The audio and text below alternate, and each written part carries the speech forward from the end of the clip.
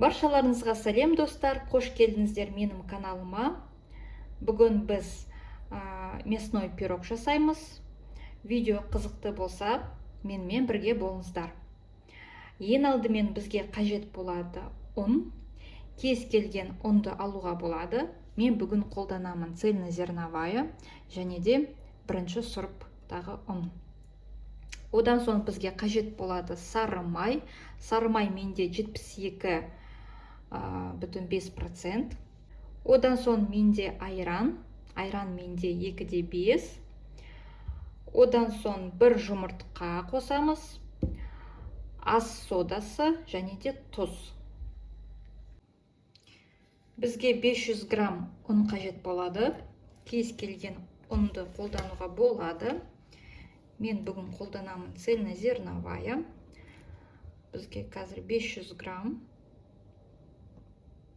250 грамм менде цельнозерновая болсын. Бірінші сұрыптағы ұн. Енді әркім әрқалай. Сіздер енді үйдегі бар ұнмен қолдануға болады. Кез келген. Высший сорт болсын, бірінші сұрып болсын, қандай бар, сонымен жасайсыздар. Мен кухонный весімен өлшеп жатырмын жаңағы ұнымызды. 500 грамм ұн менде. Ситадан өткізбеймін. Осылай венчикпен араластырамын. Ол да осылай воздушный болады, пышный болады. Одан соң біз бір шай қасық тұз саламыз. Үстіне себеміз. Венчикпен араластырамыз. Қажет болады сары май. Сары май менде бөлме температурада ас үйде тұрды.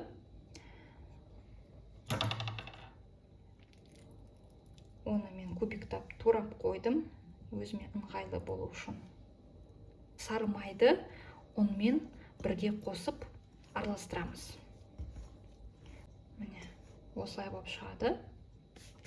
Жұмыртқа қосамыз. Бір жұмыртқа. Ас содасын сәл кішкене қасықтың ұшымен аламыз. Осылай. Реакция болу үшін. Осылай жақсылап тұрып араластырамыз. Қазір мен кішкене бетіп лопаткамен араластырып жіберейін. Міне қазір жаймендеп айранымызды құямыз.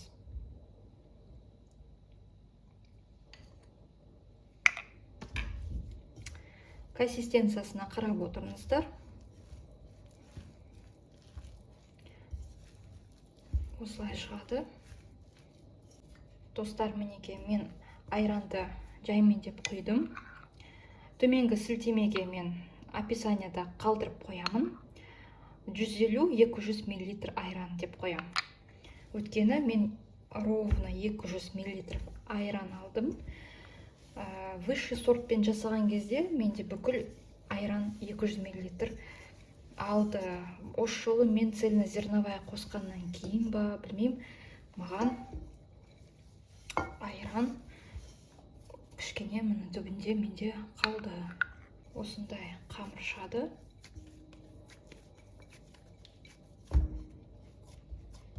Сәл кішкене темный болып тұр, бірақ та ол жаңағы менде цельнозерновая ұн қосқаннан кейін. Высший сорт болса, кішкене сіздерде ақ шығады. Қамырды мен холодильникке қойып қоямын, тоңазытқышқа. Тоңазытқышта тұра берсін, демалып. Ал қазір біз начинка дайындаймыз. Начинка менде ет болады. Етті қазір тураймыз.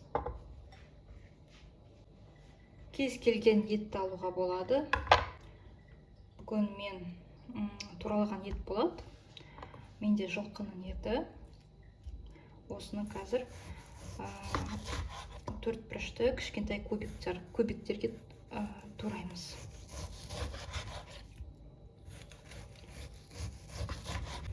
Тартылған ет салуға болады. Начинкасы енді өздеріңіз қалауынша. Қазір міне осындай мелкий кішкентай кубиктарға тураймыз. Бәрін осылай турап шығамын. Осылай менде шығады. Міне кесілген ет. Начинканы мен көз мөлшерде жасаймын.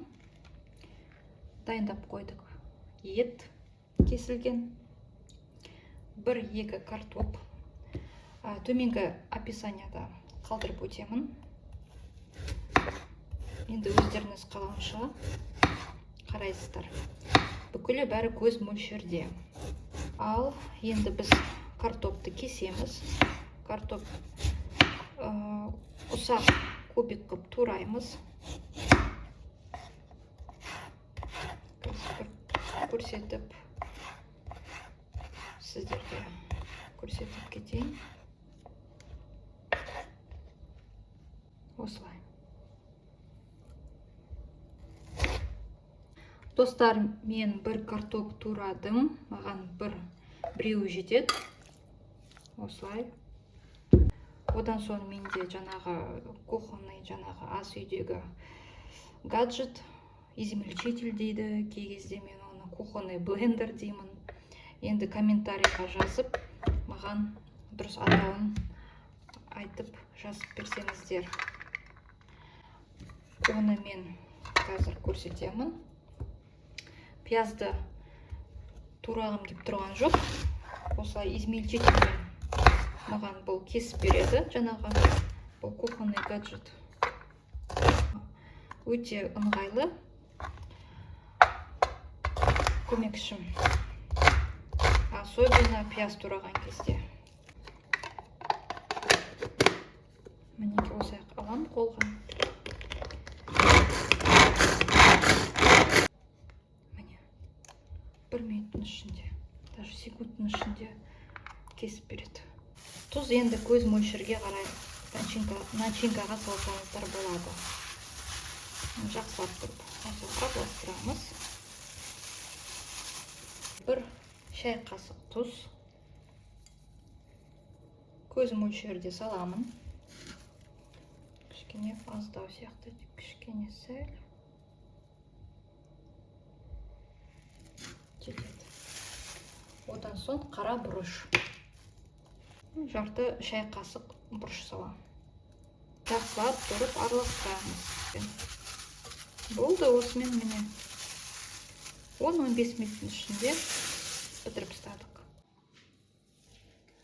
Ал достар, тоңазытқыштан алдым қамырымды. Қамыр менде дайын. Жаңағы біз начинка жасаған кезде қамырымыз демалды. Осындай қамыр.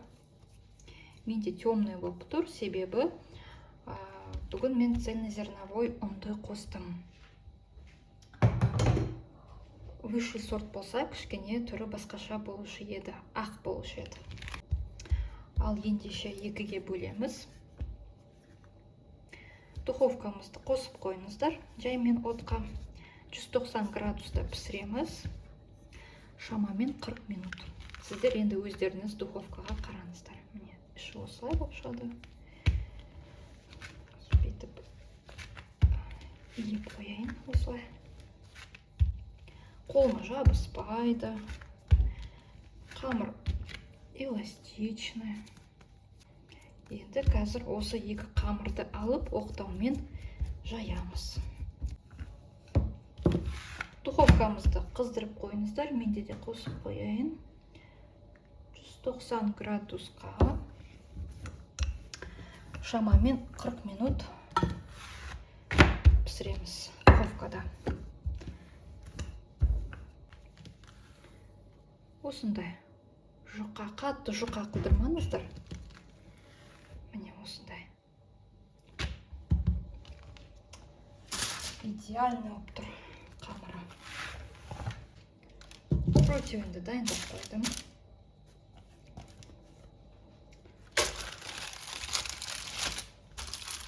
Осылай жақсылап қойып қоямыз үстіне. Ал енді екіншісін де жасаймыз. Оны сепкен жоқпын. Оны керек емес. осындай начинкасын саламыз. Міне менде начинка. Қазір мынаның үстіне саламыз. Міне осылай равномерно қып тегістейміз. Кішкене сәл осылай бір 2 сантиметр қалдырыңыздар. Шеті осылай болсын.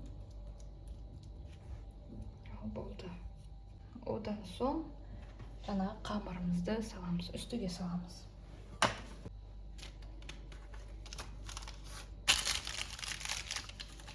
Бір-біріне қазір жабыстырамыз. Бір-біріне жабысу керек.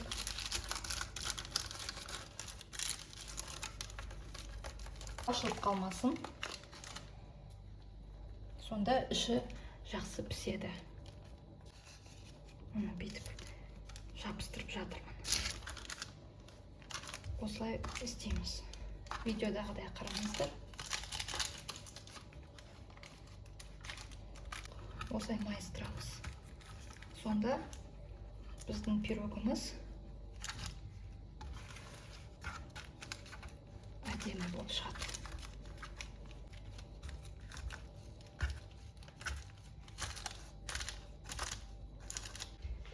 Сәл кішкене кесеміз.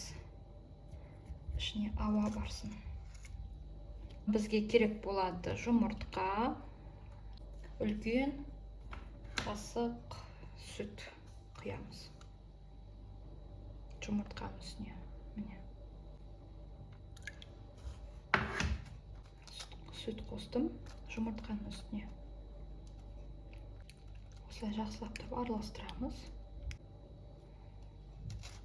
Жағамыз. Бүйтіп біздің пирогымыздың үстіне жағып қоямыз. Золотистый, әдемі болу үшін. Міне кунжут.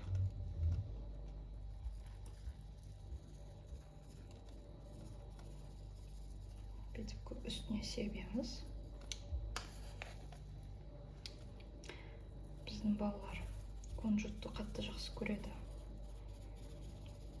Сол үшін мен көп сеуіп жатырмын. Сіздер енді өздеріңіз қалауынша. Ал ендеше духовкаға саламыз. 190 градусқа 40 минутқа. Ал достар, менде жаңағы пирогым, мясной пирог дайын болды. Осындай шығады. Қазір кесіп көреміз. Духовкадан жаңа ғана шығардым. 190 градуста 40 минуттың ішінде менде пісті. Қазір кесіп көреміз. Ортасын кесіп көрейік.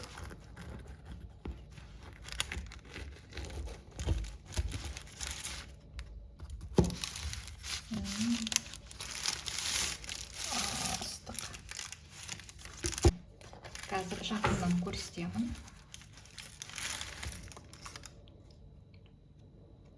Мінеке, қазір кесіп қараймыз.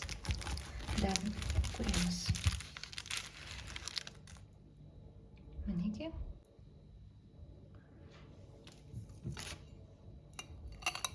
Осылай болып шығады. Көрейік, іші пісті ме екен. Жаңағы міне қамыр асты.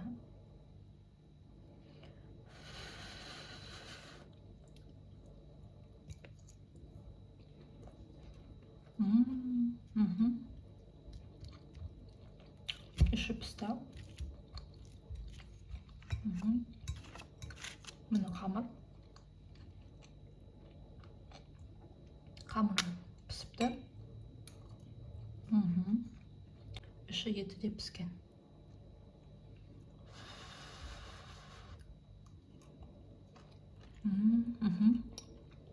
Достар, міндетті түрде осы рецептпен істеп көріңіздер. Шығады осы рецептпен. Сіздермен болған Динара. Келесі кездескенше сау болыңыздар.